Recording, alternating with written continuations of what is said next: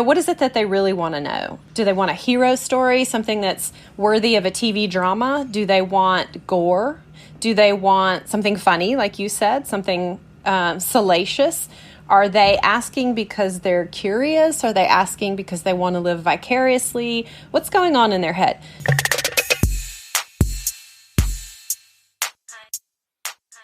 Welcome to Medic Mindset. I'm Ginger Locke. One listener at a time, one episode after another, Medic Mindset is turning into a tribe of like-minded medics. Some medics listen and discover that the podcast is not for them. But the listeners who stay, the ones who keep coming back, are the ones like you who are willing to sit close by during hard conversations and not turn away. I think of you guys as people who are willing to courageously walk through bands of wind and rain of a hurricane to get to the eye of the storm, because you know that there's clarity there. And the star in this episode epitomizes that. Her name is Nyssa Hattaway, and she is an emergency nurse, a podcaster, and a dear friend. What you're about to hear is the first time I've ever let another podcaster take over Medic Mindset. I heard this episode of her podcast, The Q Word, and I had to get it in your ears. In her perfect Southern accent, she describes how encounters with two people invited her to ponder and ruminate and fumble around in the messy business of working in emergency medicine. She willingly sits in a complex topic, feels it deeply, all with the end goal of arriving at that beautiful place where she can decode it for us. Her co-host is her friend Lisa, and if you pay close attention, you can literally hear Lisa listening, completely captivated, as I was. So medics, hang on to your earbuds while this emergency nurse helps us understand something we've all experienced and felt, but perhaps haven't been able to put into words the way she does.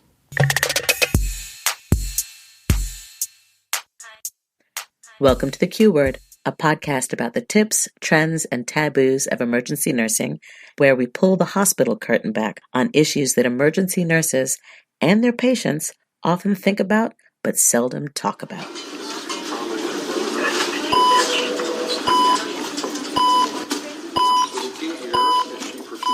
You found the Q Word Podcast. Hi, Nyssa. How are you today? Hey, Lisa. I'm good. So we have an interesting episode this afternoon that kind of organically came out of a couple of conversations you had just recently, right? Yes. This is something that's been rolling around in my head and fascinating me after a couple conversations that I had. It is basically an extended public service announcement for our lay people. Like me. Yes, like you. And it comes with a caveat, and that is that this episode is not for our listeners who have a delicate constitution, and it is not for the children of our listeners. Okay. Would not be appropriate. We do put an explicit tag on our podcast, not because, we drop too many F-bombs, but because sometimes we do venture into territory that we don't think kids will want to listen to. So, folks, it's a heads up for you. If you got little ones in the car, you might want to put your earbuds in. Yeah, listen to Radio Disney today. Yeah, don't put your earbuds in while you're driving. Why don't you just listen to it while you're, vacuuming or something? Yes. Okay, great. All right, so what's this all about? This started with a conversation that it was actually when we were on a girls' weekend with our other best friend, Michelle. Or she had this kind of conversation with me about, I worry about you. I worry about some of the things that you see. And how do you handle some of those things? What is the worst thing that you've ever seen? Yeah, I remember that. It got me thinking and pondering some stuff. And it was about 2 weeks later that my family and I are used car shopping, and we are actually test driving a used car. My husband and my son are in the front seat, and I'm in the back seat with the used car salesman. And he's making small chat, and he asks us what we do for a living. And when I tell him, he said, "Oh, I bet you see some stuff." And I said, "Yeah, I see some stuff." And he said, "Well, what's the worst thing you've ever seen?" Okay, so it's a popular question.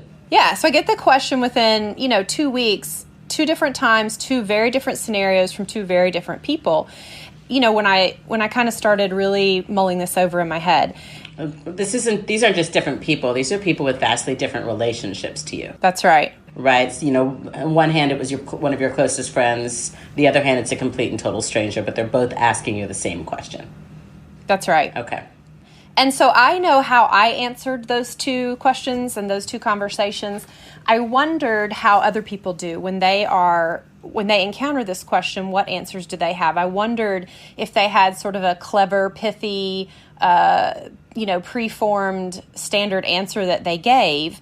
And I also wondered if it was the same, brief, pithy answer that I give. Right. And so I asked them. I went to about 15 of my dear friends and colleagues who are emergency nurses and emergency medics and posed this question to them. What do you do? What's your answer when someone asks you what's the worst thing you've ever seen? Mm-hmm. And does your answer change based on who is asking that question? Got it. What I thought was really fascinating is as they answered me, there were a number of kind of trends that emerged in their answers. So two things about that. One is I want to give a shout out to those friends of mine that were willing to answer, this question for me. One, because they are friends and fans of the podcast, and two, because this is a intensely personal thing that we're talking about, and they were willing to go there with me. And so I, just huge shout out to them and appreciative of their honesty with me. So the second point that I wanted to make is that this is not something that we are taught in nursing school. This is not something that we are warned about in orientation. So the themes that emerged are all things that we have kind of fumbled our way through and figured out on our own. So you've been warned about things like HIPAA and keeping privacy and those sorts of things, but not about what the emotional reaction that you as a nurse may have to receiving this question. Is that what it is you're not taught? Yeah, or that people will even ask you this question frequently. Mm-hmm. And then, what would be a possible response that you can give? There's a million responses. And so it's interesting to me that many of us have come to the same conclusion just fumbling around in the blind on our own. Got it. What's interesting, I wasn't asking them what is the worst thing you've ever seen. I was asking them how they handled the question. Got it. But many of them shared with me anyway. That's clearly a response mechanism that some people are giving you. That they're ready almost immediately to trot out whatever it is, whatever the answer to that question is, without even thinking about it. Like, okay, well, here's the story that I've got. This is my one. Take it or leave it. Right. And I think that it matters that I am a colleague and a coworker, and that I'm coming to them with this important question. Mm-hmm.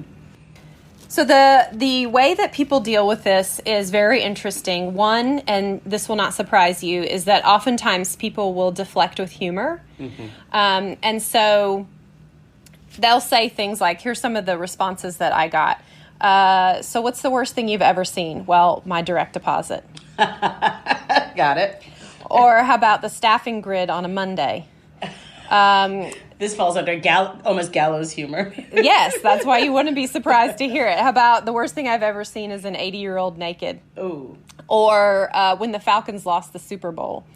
Or my personal favorite comes from a nurse, Ashley, who says the worst thing she's ever seen, pineapples on a pizza. And if it's in the ER, it's even worse. Well, and what I think is funny about that one is another friend of mine, critical care medic named Kelly, said his answer to me was, why is it that you always have to ask me these hard questions? Why can't you just ask me for once if pineapples belong on a pizza? So this was a theme that emerged, apparently a very important question that needs to be answered in the emergency care world. I'll weigh in and say I eat anything. Pineapple on a pizza is fine to me. Yeah, I kind of like it. It has its place in the world. Yeah. I think we're in the minority. So humor is one of the common ways that people deflect this question, and it's in the hopes that the asker will recognize, I'm not going to answer this, and here's a funny thing to throw you off of this scent. Would a funny... Okay, so I would think that the definition of the word worst means different things for different people. Would you file under the humorous response somebody who gives a story about... like the kind of thing we did in our poop episode, like a poop story or a puke story or something where no one's life is really in the line and nobody's really hurt, but there's something kind of disgusting or gross about it? Is that humor?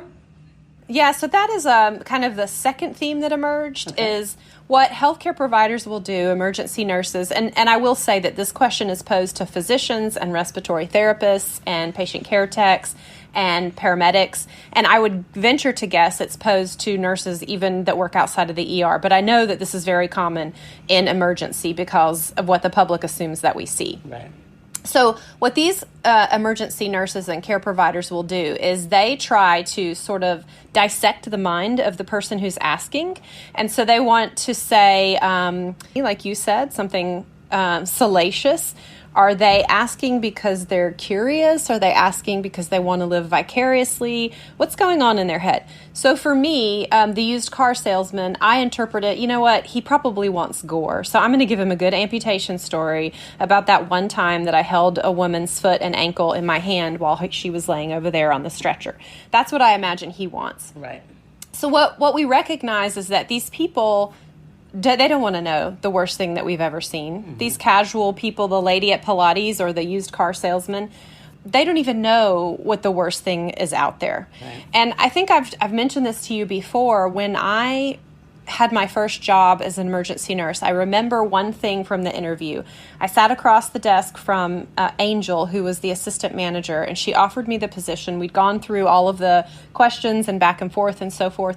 And then she offered me a piece of advice, and she said, you know, in this job, you're going to see the good, and you're going to see the bad, and you're going to see the ugly. And I remember as a naive, almost complete, almost graduate nurse, thinking, well, I can imagine what the good is, and I can imagine what the bad is, but what is this ugly that she's talking about? And so I also remember getting into the job and seeing the ugly and recognizing this is what Angel was warning me about. This is it right here in this room. And when people are asking you what's the worst thing you've ever seen, you're thinking of the ugly, they're thinking of the bad.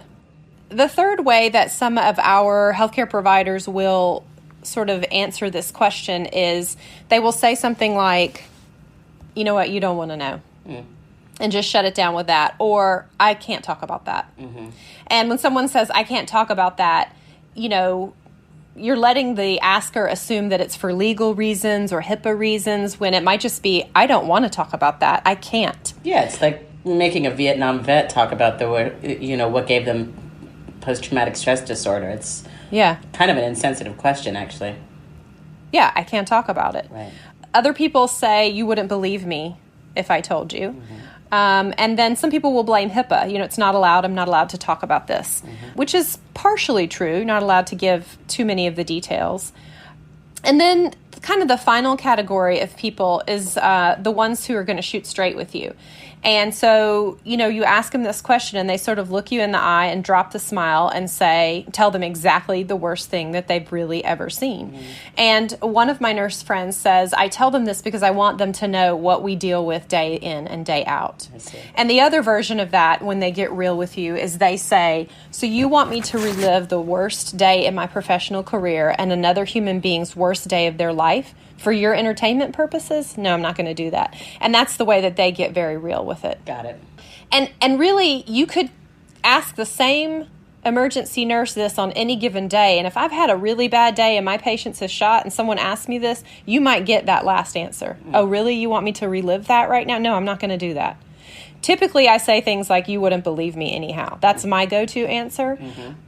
But you really could get any of these answers on any given day by the same provider, just depending on what's happening in their life and in their career and the day that they've had. Have you encountered people when you've given that answer that you really want me to relive my worst thing, or I'm going to tell you, have you found people who've been like, no, come on, tell me, really, I want to know. Are they persistent, or are people normally respectful of your desire to not go there? So I haven't used that honesty one before.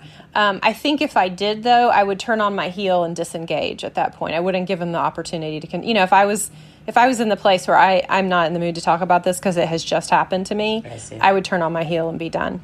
Got it.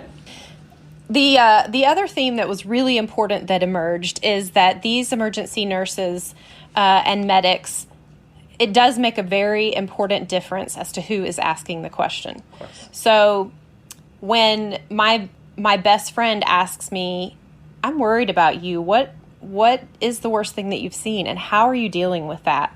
or my spouse asks me that, that's a very different answer and a very different consideration for me than when this random stranger who's been in my life for 5 minutes asks me. Well, that's because you know that we're trying to gauge your, where are you at the moment? We care deeply about you as a human being.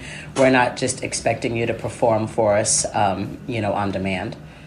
Right, and that's coming from a very different place than just, I want to live vicariously through you, or I want to hear something gory. This is a whole different, a different thing. And so there are, nurses, emergency nurses, who need to tell these stories. And so they sometimes will even initiate the conversation and come to you.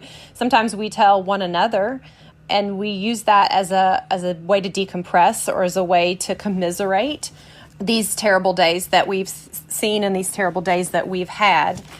I found a lot of nurses that say, I would never tell my mother this, even though she's very important in my life and close to me. I'm going to protect my mother. Got it. And I'm going to protect the public. They don't want to know this ugly that we see. They think they do, but they have no idea.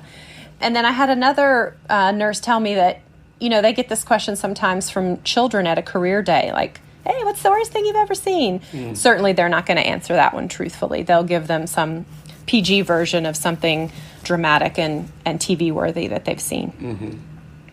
Because people ask this many times out of morbid curiosity, because they don't realize what this ugly is that we see, and because they don't realize what they are asking, that whatever the answer is that we give, if we don't have something clever and prepared that we can answer right away, we do go through this sort of Rolodex in our head of bad cases that we've seen. And so I'm just going to tell you. I'm going to tell you that there were themes that emerged when people told me the stories of the worst cases they had ever seen. And these are the things that we see. The first thing is, the worst thing that we see is dead babies. Yeah. Dead children, dead toddlers. When a child dies from an illness or injury, it's the bad. But when a child dies at the hand of the person who is supposed to love them and protect them the most in the world, it tips over to the ugly. Of course. And that's what we see. We see that sometimes. For me, those are the cases that I never forget. Those are not the cases I'm going to tell you for your entertainment. It would dishonor those children. But I keep them very close because it's my way of remembering and honoring these little people who could not defend or speak for themselves. That becomes then my job. Mm-hmm. The second worst thing that we see is when we tell a mother that her child has died. There is a scream. It's a certain pitch and a certain duration and a certain volume. And then hands go to the mouth as if to squelch the scream that has already escaped. And eyes clutch shut as if to block out the information that you've just given them or the sight that they are seeing before them if they're at the bedside. And then they crumple. Their legs go out from under them and they deflate. And sometimes they crumple to the ground, and sometimes they crumple on the stretcher, and sometimes they crumple on you. When we get into healthcare, we get into it to help people and to fix broken things. And there is nothing that we can do at that moment that is going to unring that bell for her. And so as a nurse, standing there, it is the most helpless feeling. And so we can put our hand on her shoulder or hug her or scoop her up or cry with her or provide Kleenex and water and a chair. We can do all of those things, but nothing is going to help in this moment. But just to be there and share it with her. It's one of the worst things that we see. So the moment that child passes away, your attention then becomes caring for the parent, the mother, and presumably the father, to make sure that they have some comfort in that most crucial moment of their lives. Is that correct? Yeah, so when we have a patient that dies, whether it's a child or an adult, the family now becomes our patient. Got it. Mm-hmm. The third worst thing that we see is we see bodies that come to us contracted and cachexic and ulcerated and trached and pegged, and they are shells of humans. There is no quality of life there. There is maybe very little cognition, if any. But we are asked regularly to do everything possible to keep this shell of a body alive. And this is a really difficult ethical place to be in. And this is one of the reasons why I take every opportunity to say, if anyone ever lets me live in that condition, I will come back and haunt you. Yeah. Don't let me do it. I've got that tattooed on me somewhere. Yes.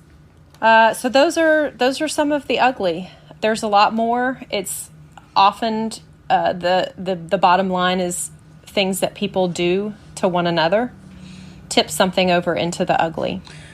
This sounds as if there's a huge emotional component to what you're seeing that elevates something from bad to ugly. Whether it's someone else's deep grief or some sense of what a wasted body is like, or something that has to do with the deep suffering of your patient. That's right. So it's like an emotional response. That's what makes it ugly. That's right. Okay. And oftentimes, not always, but oftentimes things that are preventable. You know, we can't always keep children from getting cancer. We can't always prevent a motor vehicle collision. Sometimes an accident is just an accident. But so many of these things that fall into the ugly category are 100% preventable. Got it. Never had to happen. I see. So don't ask emergency nurses this question unless you are very, very close to them. Don't ask. This is not a fun party conversation. This is not a parlor trick. I mean, I think it's a small talk thing, right? You meet somebody, you always ask, oh, what do you do? It's hard to say, oh, I'm an accountant. Be like, oh, what's the coolest math you've ever done? Like, but with a nurse, it seems to be the right thing to do. It's like, oh, wow, that's cool. I want to get to know you a little bit better. Talk to me a little bit about your job. And inevitably, the next question is, well, what's the worst thing you saw or you've ever seen? I think it's just small talk. Yeah, and I don't think it comes from, I don't think people realize what they're asking. Right. I really don't. And that's why so many things happen in the emergency nurse's mind when that question gets asked. Right. First of all, those cases sometimes come to mind immediately. Or we're trying to dissect what is it that you really want to hear, and what can I give you that will satisfy this, this small talk social scenario, or what this person needs to be taught a lesson not to ask this again. Right. But there are a lot of things that you can ask me. Ask me about a miracle I've seen at work. Those happen all the time too. You can ask me about the most amazing thing I've ever seen at work. You can ask me about the goriest case or the funniest case. I can give you lots of items and orifices that shouldn't be there, stories that I'm fine with recounting. So it's interesting you just said the goriest thing, because I think when people are asking the worst question, what's the worst thing you've ever seen, they do mean the goriest, like what's the bloodiest, or so I would feel like that would draw a fine line. Yeah, I do too, and I will give a good amputation story or a good bone sticking outside the body story, and I'm okay with that. You are. I am, yeah. So going back to Michelle's question, when she asked me, I'm worried about you. I worry about the things that you see, and how do you handle it? What is the worst thing you've ever seen? I asked her later, what prompted you to ask me that question? It felt very much out of the blue. Mm-hmm. And when she asked me that, I immediately started scrambling and thinking, what have I said that has made her ask me this? I mean, I'm fine. I'm dealing fine. Mm-hmm. What? I haven't had something particularly bad recently. I haven't had something ugly that I've mentioned that she might be onto. Why is she asking me this? That was my thought process. I immediately kind of bristled, and she noticed that, and she said I got kind of defensive and scrambly. And I wondered, what is she seeing the chink in my armor? Because I'm fine. And what she said was, so when I went back and asked her, what prompted you? Because it felt very out of left field, out of nowhere. And she said, well, it was a couple social media posts that you made. Yeah, like when you go onto Facebook and make some sort of general comment about a type of patient, but no one in specific, no HIPAA violations, just going on and kvetching. Yes. And the social media posts, because I went back and looked, they were kind of snarky. And they were snarky about patients, not the ugly, not even the bad, but they were snarky about patients who abuse the system. Yes. People who are coming in with non-emergencies and treating me like a waitress, or people who are making really poor decisions about their health and then expecting us all to pick up the pieces. And she said, snark was unusual for you, and I was wondering if it was wearing on you. So it's really interesting when you're in a place where you have best friends who know you better than you know yourself, because we don't get burned out by the ugly or even the bad. Maybe the ugly, yeah, but the bad. We go into this profession to care for emergency scenarios. We go into this for those critically ill people who need us to help them on that worst day. What burns us out and what wears us down in our compassion is those ones who show up with a non-emergency that should be at home in bed drinking Gatorades, or that should have gone to their primary care provider, or who are just looking for attention and are then going to get snippy with me and short with me and treat me poorly. Those are the ones that burn us out. And those are the ones that prompted my snarky comments that she asked me about. So it was interesting that she thought it was some of the worst things that I'd ever seen that might be doing this to me, when it was actually the run-of-the-mill abuse of the system that was making me feel that way. So I remembered when we were talking about this, that I too was worried about a level of frustration that I had been seeing growing in you. And I guess because you are such a compassionate person, I know I worry about you maybe seeing so much that you become desensitized, and then that level of compassion that has always been one of your, characteristics would become somehow diluted by the fact that you're seeing things that have now frustrated you. This is a job that you love, but when you start expressing frustration, we worry about you not loving it anymore, and then we worry about what else is this chipping away at inside of you. Yeah, and full transparency, that happens. Mm-hmm. And, I've been doing this job in this specialty long enough to know that it goes in peaks and valleys. It's a little bit like a roller coaster, where I do feel that frustration and feel like I'm losing my compassion and feeling burned out. And then something has to happen to where I can regain that. And for each practitioner, that's different. There's a lot of information out there about how you can do that, and that's definitely something that we should address.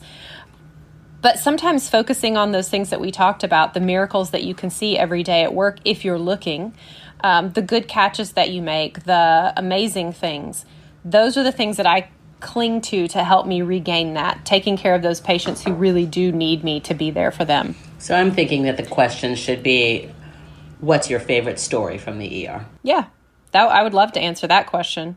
And for some people, it might be, my favorite story is where I saw this really horrible amputation, or my favorite story is where, I was able to save this life, or I think that allows the nurse to choose whatever type of story they want to tell without feeling pigeonholed to have to say something that is either going to elicit maybe an unsympathetic response. Like, I would hate to tell someone, oh, this is the worst thing I've ever seen, and then have that respondent, like the used car salesman, be like, really, that's it? Well, that doesn't sound that bad. Like, I could see that leading to a negative response from your audience member that would somehow invalidate the fact that this was the worst thing you've ever seen. So maybe your favorite story from the ER is the right way to go. Yeah, that would be a great one. That would be a good one. So, bonus information for those of you who are friends with emergency nurses. When you see them post something on Facebook like, please, please, please make sure that your car seats are installed properly, or everyone go home and hug your babies extra tight tonight, or put down your freaking cell phone while you are driving. They are giving you a little crack into the day that they have had, a little window. It's likely not something that they can talk about that day. It's likely not something that they can give you a lot of details with because of HIPAA. But when they are reaching out, they are both warning you about some of the dangerous things that are out there that have consequences, but they are also revealing to you that they might need you to check on them. Right. Just, are you okay? So those are some vague booking things that emergency nurses do that kind of tip you off onto the day that they have had. When emergency nurse says, I went home from my shift tonight, stripped down naked and bathed in bleach, you can bet that they triaged a whole family with scabies or bed bugs or something like that. So this is just some translations for the... This is a public service announcement for we lay people, definitely. But what coping mechanisms do you have when somebody like a casual acquaintance or a used car salesman asks you this question? I mean, whatever your response may be, whether you tell them the gross story or whether you choose not to or whether you turn on your heel and you disengage, you're still stuck with an emotional impact at that moment.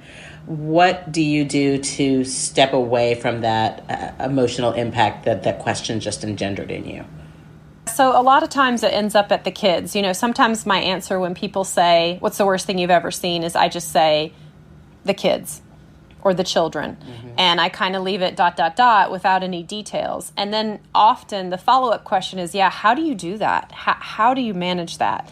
And my answer is something along the lines of, kids are going to get hurt, kids are going to get sick, and somebody has to take care of them. Why not someone like me? Why not me? Why not someone who can do it with love and compassion?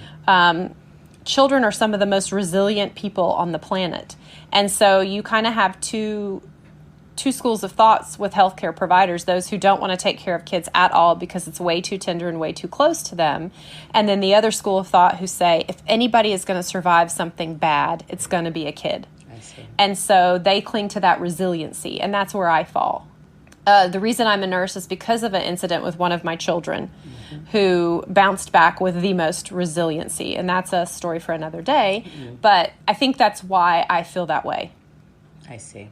So what I would like to know, or what I would like to say is, if you're a layperson and you're listening, consider all of these things when you approach your emergency nursing friends. Yeah, this is not an appropriate icebreaker. No. If they're a stranger, it's not a good icebreaker. If you are not a stranger and they're a friend of yours, consider the perspective from which you're asking this question.